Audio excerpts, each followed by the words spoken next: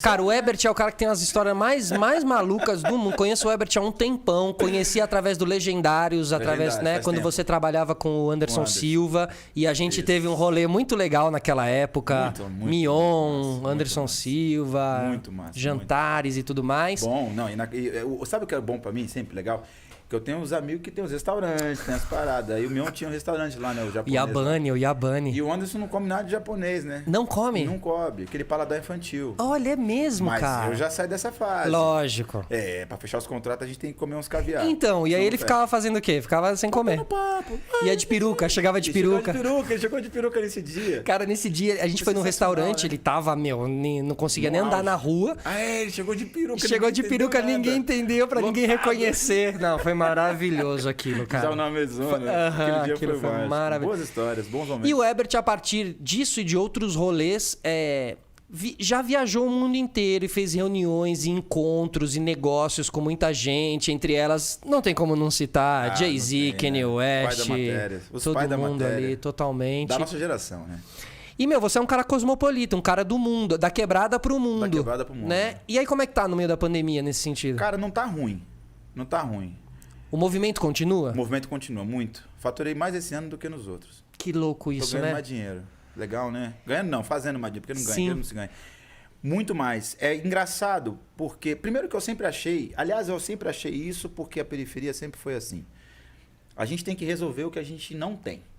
E sempre foi isso como história de vida, para todo mundo, né? Que é um pouco parecido com a história do imigrante que chega no país e não sabe nem o nome dele, né?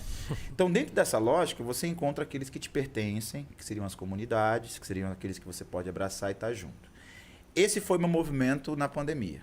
Como negócio, o que aconteceu foi um benefício, porque 10 reuniões que eu tinha que ir, virou 1, 2, do ponto de vista geográfico, físico, né? Tem prefeito. E eu tive uns 40% de resultado comparado com os cafés que eu tinha que tomar e não fechava. Porque online você acha que se fecha é mais objetivo o negócio, assim? No começo da pandemia tava, agora tá um pouco chato já. Tem reunião que você fala, gente, já deu. Entendeu? Eu acho que o Zoom, esses caras, tudo tinha que proibir mais do que 1 hora. Não precisa. O povo fica trocando ideia, irmão. Total. Não pode. Eu acho que, aliás, tá na hora de começar a limitar, né? A facilidade da internet. Tem que fazer que nem que faz com as criancinhas. Tantas horas pra você bater papo. Porque às vezes a gente fica falando da mesma coisa. É que nem áudio de WhatsApp. A gente fala 2 vezes a mesma frase em menos de 3 minutos. Isso seria uma boa mesmo. Entende? Mas acho que tem aplicativos que travam... Você tem como se autorregular. Você bota um aplicativo que trava o teu celular depois de 4 horas... né? Quem faz isso mesmo, A gente faz gambiarra, irmão. Tem jeito. Você instala e desinstala. Você instala e desinstala. Então, nesse sentido, a pandemia serviu porque as coisas ficaram mais práticas. Porém, no meio dela, foi um momento muito complexo, porque o mundo inteiro estava perdido sem saber para onde ir, o que ia acontecer, com todos os acontecimentos.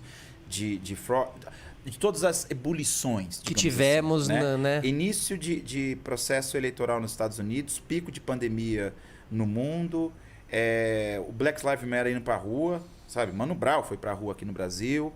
Então você tinha um muito acontecendo ali que você fala, caraca. Porém, passados 2, 3 meses, você vê um monte de empresa querendo fazer do bonzinho, um monte de gente sendo mais amigo, um monte de coisa. Resumo da ópera. Facilitou para mim, porque algumas reuniões que eu fiz, eu falei, então, mas você não postou aqui? Então, me dá o cheque. Então foi mais pragmático a sequência do ano. Que agora é um novo momento que eu não sei qual é. Mas para mim foi bom pelos resultados. Eu considero que eu estou 1 ano de pandemia. Estou melhor, melhorei, conquistei mais, resolvi mais, aprendi mais, escrevendo um novo livro. Mas você não teve um momento de baixa? Não. Eu mudei de casa, irmão. Saí do Brooklyn e fui pro Jardins. É mesmo? Tá que isso, hein? Que isso, hein? Aí sim. No meio da pandemia, meu Deus, caralho. As coisas acontecem, irmão. Sabe o que eu aprendi há uns anos atrás? Que isso é que eu acho que é uma coisa importante.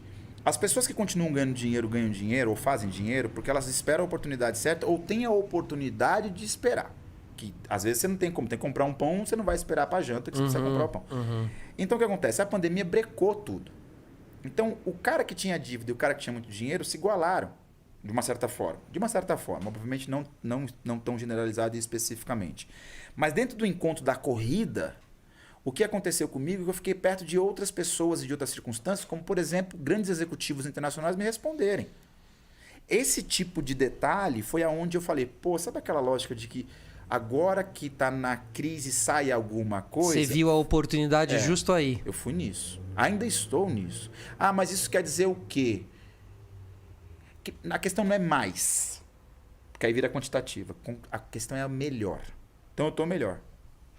Em todos os aspectos. Agora, ano passado também foi um ano interessante, assim, pra mim, mas é foda, né, você dizer... Como é que você sente dizer isso no meio de uma pandemia, entende? Tipo assim... Sim. Porque eu também sinto isso, assim, falo, mano, só que a gente passou... Ao mesmo tempo, a gente passou o ano mais difícil, né, da humanidade, digamos Teve assim, um cara né? que falou pra mim assim, é errado você falar que você teve um ano bom quando você tem um monte de gente que morreu.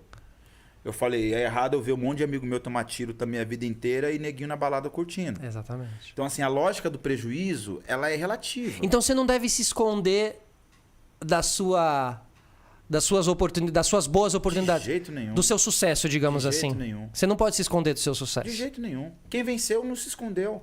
Aliás, se expôs. No final é isso. Quando você fala assim, sucesso da rede social, porque as pessoas se expõem. Porque elas estão se escondendo. Aliás, Sim. quando esconde dá ruim. Sim. Total. A gente tá vendo. Mas o ponto é esse, cara. É óbvio que eu gostaria que fosse diferente. Como tantas coisas na minha vida, eternamente. Mas uma coisa é certa. É a primeira vez. Aí eu tenho que falar do meu país, tenho que falar da minha geração.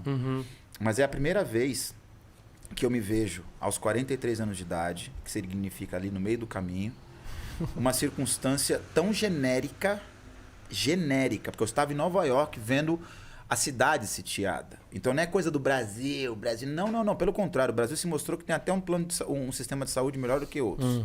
Então tem coisas para se tirar como lição. O espírito do patinho feio precisa sumir da nossa mente. Nós estamos conseguindo, a despeito das divergências e das má gestões. O brasileiro, o povo. Você acha que a gente está conseguindo, apesar do... Irmão, eu tenho amigos no mundo inteiro. Na África, na Inglaterra, em Dubai, na Europa, outros países da Europa, como Itália, Portugal, Estados Unidos. Cara, irmão, posso falar? Tamo bem. E durante